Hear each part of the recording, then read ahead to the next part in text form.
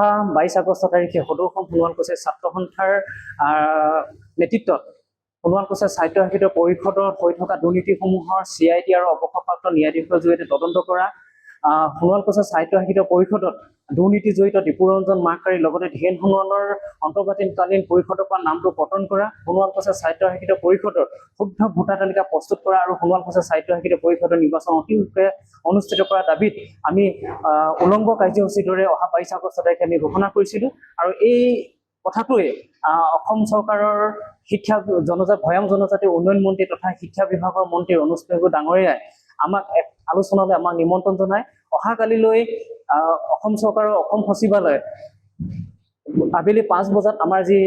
আলোচনালৈ নিমন্ত্ৰণ জনাইছে সেই আলোচনাৰ প্ৰতি আমি সন্মান জনাই চৰকাৰৰ অনুৰোধৰ প্ৰতি আমি সন্মান জনাই উক্ত কাৰ্যসূচী আমি সাময়িকভাৱে স্থগিত ৰাখিছোঁ যদি আমাৰ কিবা প্ৰকাৰে আলোচনা যদি বিফল হয় আমাৰ দাবীসমূহ যদি চৰকাৰে মানি ল'ব নিবিচাৰে তেতিয়াহ'লে আমি পুনৰ জংগী কাৰ্যসূচী হাতত ল'বলৈ আমি বাধ্য হ'ম যিকোনো খবৰৰ বাবে যোগাযোগ কৰক 7099017330 লগতে 7099017110 নম্বৰত